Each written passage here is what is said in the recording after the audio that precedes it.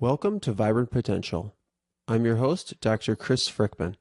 I always record these opening comments before my shows so that I can lay a little bit of groundwork or introduce whoever I'm talking to.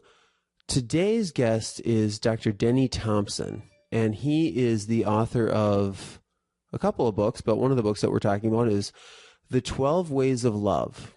And we just kind of got into it one afternoon, and there's not a lot of structure to this conversation, but there's a lot of gems in it. And so what I tried to do is I tried to put it together in a way that's going to make sense. I wanted to introduce the conversation so that you could understand a little bit about it going into it. So Dr. Denny Thompson is Dr. Shamanie Hanika's father. And of course, you all know that Dr. Shamanie Hanika is my girlfriend. And I actually asked her to help me shed some light on what it is that Dr. Thompson and I are about to talk about in this podcast episode. We're going to be talking about the 12 ways of love. And the first thing that I want to mention is that we throw around a couple of different phrases, love languages, the relationship code, neurological preferences, and these all refer to the same concept. We're going to be talking about that concept. Dr. Hanika, will you please fill my listeners in about how this all started? Sure. So over 10 years ago, I sent my dad a copy of the book, The 5 Love Languages by Gary Chapman. And most people have heard at some level about the love languages. Gary Chapman is a psychologist who identified through his practice, couples therapy, he identified 5 observable love languages, and that people really communicate in very distinct ways. He describes we all have a love tank, and if we get what we need in terms of these love languages, we can fill up the tank, be more satisfied, and have better relationships. And then when you can identify what your partner needs, then you can fill their love tank up. I was really fascinated with this book years ago, and over 10 years ago, I sent it to my dad. He was at the time researching a book about Ayurvedic medicine and was studying some ancient Vedic literature. And he really discovered something, which was there are not just 5 love languages. He actually discovered 12. And he calls them the 12 ways of love. And these are 12 unique, observable ways that we perceive love and give it.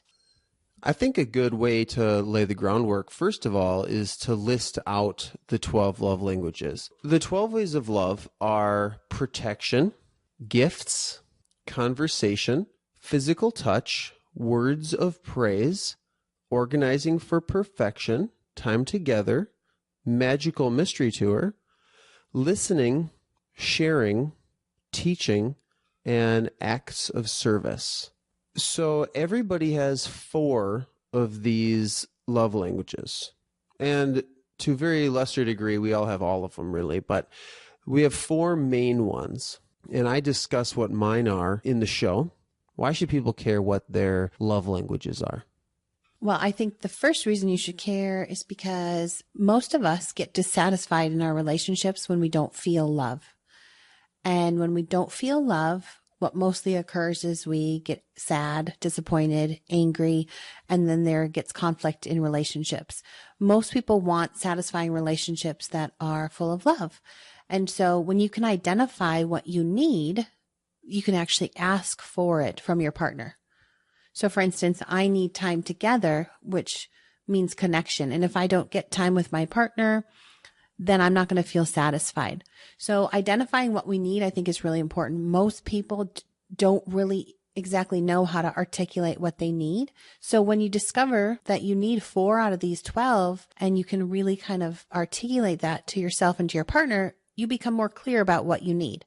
The other benefit of knowing this is, obviously, if I know about you and what you need, then I can communicate to you in a way where you feel love, where your love tank gets full, and where you can feel satisfied in the relationship. So this applies to the, husbands, wives. It applies to family members. It applies to children, to business people. If we can talk to people in a way that they feel loved, relationships are just going to be better. Even yourself is a really big one. I talked to Dr. Thompson in this interview about how via his work, I was really able to connect with the fact that I am a teacher at heart. That's one of my quote unquote love languages. So for me, I've been able to design what I do as a career. It is very significant with a significant other's relationship or with a parent-child relationship, but it's really knowing yourself is a huge component of this. Right, because when you know what makes your brain feel stimulated, then you're going to be attracted to that, right? So you're saying that you use this way of love in your brain about teaching in your work, and that makes you feel really good, right? Absolutely, yeah. That's one of the reasons I love doing the podcast, is because I get to teach others and I get to share what I know and some of the relationships that I have with people. I get to share that with my listeners via this podcast. And so this podcast really feeds me, and that ends up translating into just a more vibrant potential for myself. Right, absolutely. And knowing yourself, then you can share the gifts that you have with others as well. Absolutely. Awesome. Well, thanks a lot for introducing this topic. I hope you enjoy. Hope you guys like it. Here's my dad.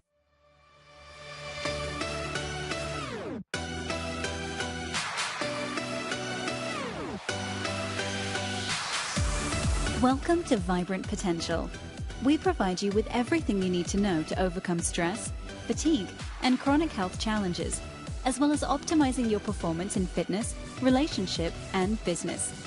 We use integrative health solutions and functional medicine strategies, including brain-based approaches, inspired fitness tips, emotional intelligence coaching, and spiritual growth techniques, so you can live the life you want, connect deeply with others, and fulfill your vibrant potential. Your host is functional medicine expert, genetic biohacker, and triathlon coach, Dr. Chris Frykman.